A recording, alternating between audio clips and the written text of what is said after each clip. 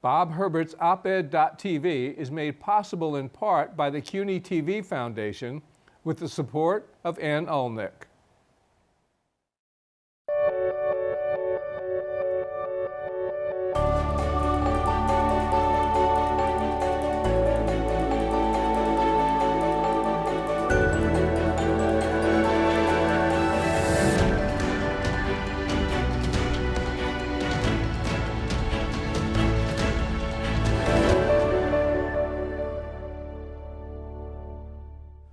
Hi, I'm Bob Herbert. Welcome to op-ed.tv. The Trump administration is conducting a war against immigrants, and the casualty lists are vast. From the desperate asylum seekers who are being denied a safe haven, to the families being torn apart on our southwestern border, to the young children, boys and girls, who are being bullied and harassed and worse in communities across the U.S. My guest has co-authored an important study published in the Columbia Human Rights Law Review entitled Enter at Your Own Risk, Criminalizing Asylum Seekers. He's Thomas McDonnell, an expert on international law and a professor at the Elizabeth Haub School of Law at Pace University. Tom, welcome. Thanks for coming in. Yeah, I appreciate it. So before we get to asylum seekers, let's talk about the treatment of immigrants and potential immigrants in general by this administration. What are just recap some of the major changes the Trump administration has enacted when it comes to the treatment and handling of immigration? Well, I think it's fair to say, as you indicated in your opening statement, that the Trump administration has engaged in an absolute assault on immigrants generally, and I think you have to say a shooting war against asylum seekers and refugees in particular. So in terms of immigrants generally, there's been just actually a slew of initiatives to stop immigration into this country. The most recent being the public charge rule, which came in effect on Monday, which essentially many regard as a wealth test, which essentially has the aim of eliminating a vast number of qualified immigrants into this country. Many suggest that as many as 60% of those who would otherwise be qualified might not be because of the so-called wealth test. If you put on top of it their recent proposal, which is in the courts, to require health insurance as a condition for being admitted as an immigrant in this country, you can see that this type of policy will exclude a vast number of people, particularly people of color, people who have lesser means. Aside from that, if we want to talk about immigrants generally, what the administration has done is slow down the application process. There are a great deal of delays in the process. It also has required all applicants for employment-based immigration to have individual interviews. That likewise has slowed down the entire process. It has proposed increases and is increasing fees for various applications, including asylum for the first time in our history. Only 4 countries in the world include an asylum application fee. We are now the wealthiest country in the world now doing so. So, I mean, again, there's really just a host of attempts by this administration to thwart immigration by any means possible. So we're now seeing a reduction in legal immigration to this country. The boilerplate had been that the administration is not opposed to legal immigrants. They only wanted to go to the undocumented. But in fact, isn't this what they really wanted all along, just to depress immigration across the board? Well, certainly I think, without looking into motives exactly, the facts suggest that that's true. I mean, we just reported that there's an 11% drop in legal immigration this year, and it's due to some of the things I was just pointing out. I mean, the idea of slowing down the process. You increase, the proposal is to increase fees for naturalization by 80%, from $640 to $1,170. Now, if you think about it, naturalization is kind of the platform for family immigration. Right. So people generally, well, there's a basis for legal permanent residence to immigrate family members as well. But naturalization is the main form of immigration, and so by doing so, what they're doing is putting roadblocks in any way in which to immigrate into the country. So this hostility toward immigrants is hardly limited to the United States. That we've seen in many countries now, sort of this burgeoning hostility or even hatred towards immigrants. Talk a little bit about what's actually occurring and why this is occurring. Why so much of this over these past few years? Okay. Well, Bob, I think there's been a perfect storm of events which has led to the attitudes of countries, not only the United States, but others, in opposing quite fiercely immigration. And I will just talk about the most recent ones. The 9/11 attacks, the subsequent wars in Iraq, Afghanistan, Somalia, Yemen, and Libya. Okay? I think we also have to mention the 2008 economic crisis, a worldwide crisis. The Great Recession. Which was concomitant with the exponential growth of automation. Okay? So producing quite a bit of insecurity by particularly members of in our country, but not only in our country, of people who don't have college degrees. Right. Lastly, particularly in our country, but I don't think it's really limited to our country, I think it's the realization on the part of white Americans that they will be in the minority, okay, in the United States in the next decade or so. These events, and which will also add climate change, okay, because particularly affecting the global South. So these events all together, okay, have produced a whole raft of demagogic leaders. Okay, if you look at Orban in Hungary, okay, the right-wing leaders in Poland, okay, the growth of right-wing leaders in Italy and other parts of Europe, the very recent election in the UK, where conservatives won a massive victory basically on the Brexit issue. So what we see, not to mention Bolsonaro, in Venezuela. So what we see is this tremendous growth of right-wing demagogic leaders, not to mention our current president, that have kind of rallied around these issues. And the one thing that I think we have to say, because sometimes this gets lost in the debate, and that is this. I mean, people in the United States who have not, adults who have not obtained a college degree, they have been kind of left out of the new economy. Right. And when you see the number of jobs in coal mines that have been eliminated in places like West Virginia, and take a look at how many toll collectors are going to be employed in the United States. If riderless cars replaces truck drivers and cab drivers and the like, I mean, one can see that this population has a legitimate grievance. Okay?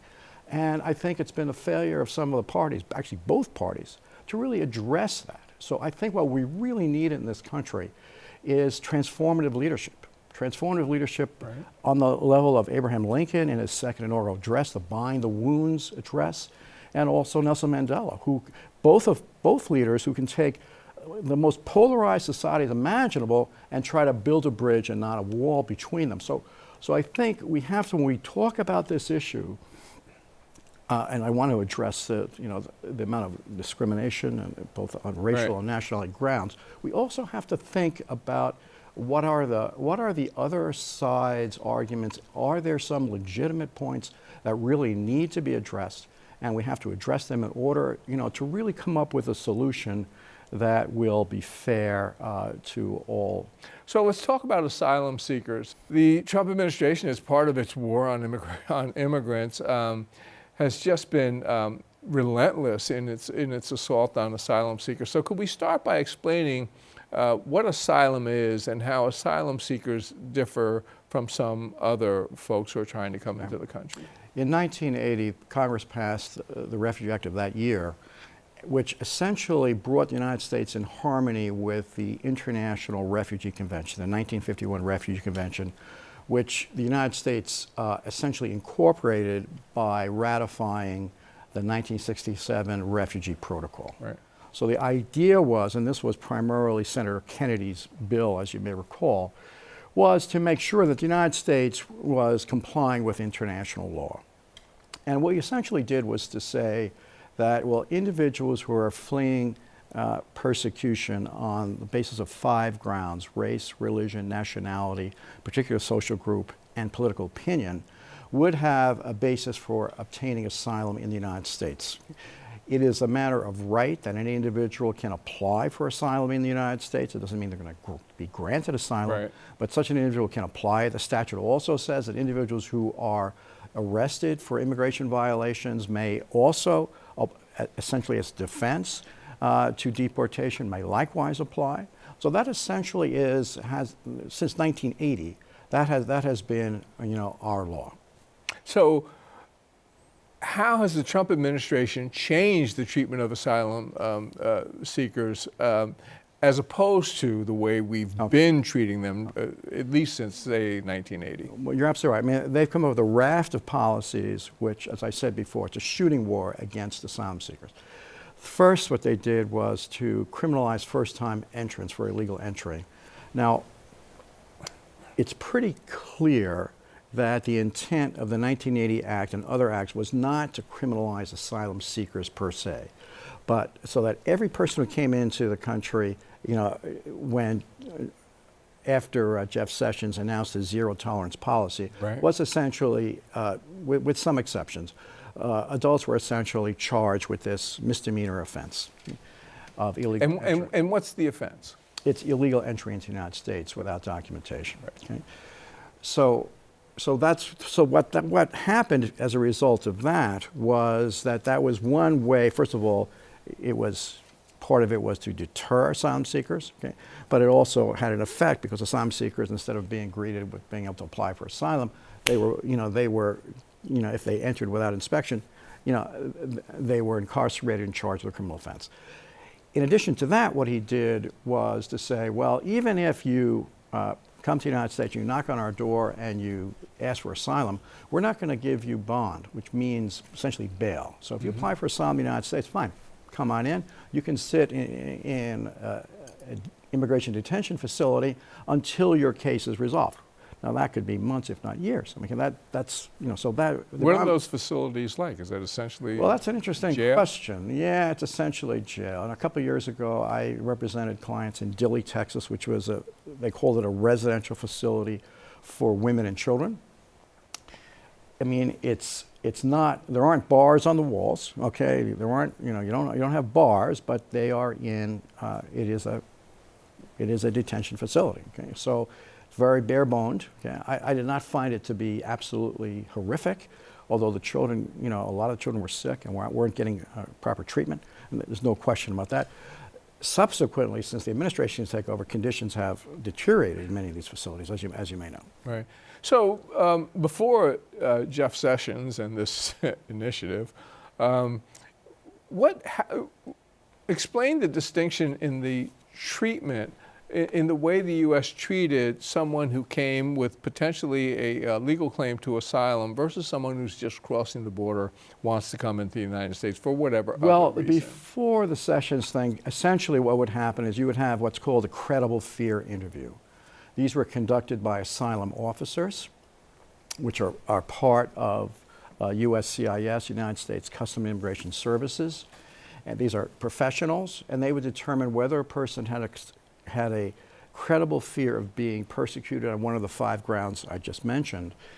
And the standard is actually a fairly generous one. It's whether you have a significant possibility of prevailing. Right. So you didn't have to show that you would absolutely prevail, but you have a significant possibility of prevailing. If that is the case, well then you can apply typically for bond, and at that point you could be released. The Obama administration released about 90% of those individuals. And now, you're not charged with a crime, or are you? Well, typically in the past, only repeat offenders were in other words, a person who came into the United States unlawfully without inspection were typically charged. Those were generally not charged criminally. Another thing we should say about criminal charges, for most of our history, we really haven't charged many people for illegal entry.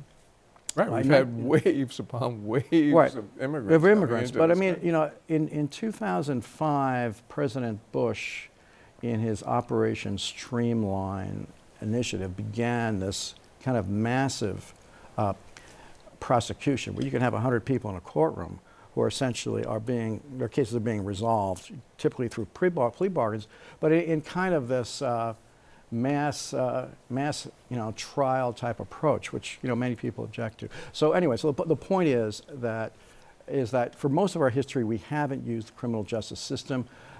Since 9/11, it has increased dramatically. So we've heard a lot about family separations, and this applies to more than just asylum seekers, obviously. Why did we have family separations, and are they still going on? Okay. Well, it's part of the so-called zero tolerance policy.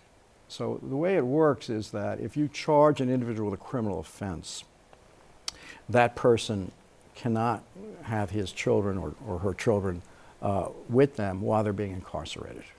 So this was deliberate policy. This was not, something that just happened accidentally. Right. This was what the administration wanted. This was Right. an open-ended way to deter immigration. It was the nuclear option that, as described. If you thought your family was going to be separated and you were going to end up in jail, the assumption was you won't try to cross the border. Precisely. So this was deterrence. This is what was in the mind of the Trump administration. Right. Expressly stated, it was not something that was hidden. This was their agenda. So they, as I mentioned earlier, they prosecuted everyone, okay, virtually everyone, I should say. Okay? Right. And consequently, they took the kids away from people who were the adults who were prosecuted. They sent the kids generally to various facilities, private facilities typically, but they kept no records. They kept no records of the parents. They kept no records of where the children were, or at least not reasonable records to Right. be able to pair them back with their children again. I mean, it was something that really, it makes one shame to be an American to understand that happened. From a legal point of view, I think one can make a very strong argument that it constituted psychological torture in violation of the Torture Convention, Right. which we are parties to. I mean, these kids have been, and these kids were as young as 2 and 3 years old, although most of them were older than that. They were, some of them may be scarred for life. I don't know if you recall, there's one famous video of this child who did not want to go back to his mother because, he felt that she abandoned him. I mean, it was just Right. horrific. But anyway, so what happened is that was how it was done. And then most of those who were, and by the way, one of the points that has not been well publicized is that the initial number was about 2,700 children were separated. The administration later admitted that it's 55,400 children were separated. So virtually almost double the number indicated originally. Is it still going on? I think the answer is yes, on a slightly different level. The ACLU asked, what's happening was that the district court judge who essentially ordered the stopping of the separation policy accepted the government's argument that they could separate children whose parents had essentially criminal records. Right. And there's a superficial rationale for that. I mean, you say, well, maybe that's true, but according to the ACLU, there were people who had DWIs, okay, or expired driver's license, whose children were separated on that basis. Not serious offenses, not offenses that really would affect the health of children. So you have to wonder, was the administration really concerned about the welfare of the children and they are continuing to separate these children, or was this just another way for them to carry out their original policy? What happens to the folks who are denied asylum, who are not permitted to enter countries as refugees? If immigration is slowed down considerably, if we're looking ahead at the next few years, why is this? What can we expect, and why is this really such a problem? It could be worse before it gets better. In other words, according to the United Nations High Commissioner of Refugees, that commission is charged with monitoring compliance with the 1951 Refugee Convention. There are some 70.5 million people who are displaced from their homes. Not all of them are refugees, but over 20 million are. This is a number greater than after World War II. So you have to ask yourself, why is it happening? I listed some of the reasons earlier. Is it going to get worse? I think it could get worse. I mean, there's no questions. All the more reason that we have to kind of, step up. I think many people in the United States were ashamed of our failure to help Jews attempting to escape the grip of the Nazis who had captured virtually all of Europe in World War II. Because until late 1944, we essentially did not admit Jewish refugees. And we're kind of in an analogous situation now, and we are the wealthiest country in the world. We are one of the largest countries in area in the world, and we really have an obligation. We've, in the past, have been a generous acceptor of refugees. And that obviously is no longer our role. In other words, it's just absolutely no longer our role. Turkey has accepted about 3 million Syrians. Mm-hmm. In Lebanon, 1 out of every 4 persons in their country is a Syrian citizen. Wow. We've accepted a trickle of that, thousands, not anywhere near that, and those countries are not wealthy countries. And of course, in the Middle East, we've been responsible for a tremendous amount of disruption. We've certainly played a role in that. Yeah. Okay? One other thing before we get off, a couple of things I did want to mention about asylum that this administration is doing that I didn't mention. It has issued a rule saying that those who entered without inspection cannot apply for asylum. Now that is contrary to the statute, so I trust that rule will never ultimately be enforced, but they did issue that rule. They also issued the Remain in Mexico policy, which is called, the Migration Protection Protocol. George Orwell could not have stated it better. It does nothing to protect asylum seekers. What it does, it takes individuals who made the long trek, typically from the Central American countries, okay, who are vulnerable individuals, and throws them into the boundary area of Mexico, okay, while they await a potential hearing.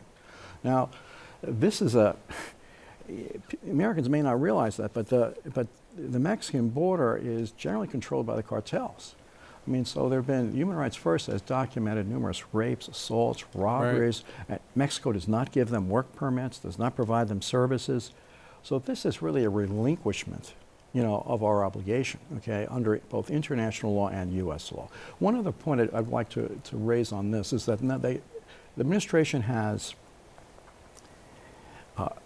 made agreements with Guatemala, Salvador, and Honduras, so-called safe third-party agreements. Mm-hmm. And we have one with Canada too. And under those agreements, if you're from Honduras and you want to come to the United States and seek asylum, you have to apply for asylum in Guatemala first. Now, Guatemala, okay, has one of the highest homicide rates in the world, as does Honduras, as does El Salvador. Right. So the idea that a person fleeing from Honduras has to apply for asylum in Guatemala, it's ridiculous. As one of my colleagues said, it's like saying, well, a person who's just survived an earthquake, is said, well, why don't you stay in the house that's burning down the street? So this is a policy that we really have to. I'm not sure, how many Americans are aware of it, but it is a policy that really has to be condemned, called out for what it is, a way to essentially offshore our responsibilities. I guess we're going to have to stop there. Thomas McDonnell, a law professor at Pace University, thank you so much for coming in. Well, you're welcome, Bob. It's been a pleasure. We'll be back in a moment with a final word.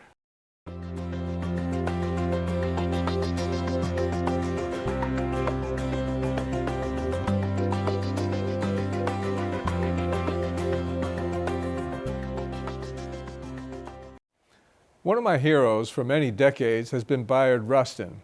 Never as well known as he should have been, he was the principal organizer of the historic March on Washington in August 1963. A protege of A. Philip Randolph, the brilliant labor and civil rights leader, Rustin also became a crucial advisor to the Reverend Dr. Martin Luther King, Jr. He was a key architect of King's nonviolent approach to civil rights activism. But Rustin was also gay, and he didn't try to hide it. It's a vast understatement to say that hampered his career. In 1953, he was arrested in California for having consensual sex with a man. He was incarcerated for 2 months and required to register as a sex offender. He was subsequently shunned by many organizations, and some years later, he was forced out of Dr. King's inner circle when the powerful New York Congressman Adam Clayton Powell Jr. threatened to tell the press, falsely, that King and Rustin were involved in a homosexual affair. That kind of disgusting, hateful intimidation and coercion was common in the 1950s and 60s. It wasn't hard to understand why most gay men and women remained closeted. But A. Philip Randolph remained loyal to Rustin, and when Randolph had the chance in 1963 to realize his long-held desire to stage a massive march on Washington, he insisted that the march be organized by Bayard Rustin. The execution of the march was flawless, and it remains one of the iconic events of the 20th century. Rustin, who should have been one of the iconic figures of 20th century history, died more than 30 years ago, in 1987. But he has not been entirely forgotten. The governor of California, Gavin Newsom, has issued a posthumous pardon overturning Rustin's 1953 criminal conviction.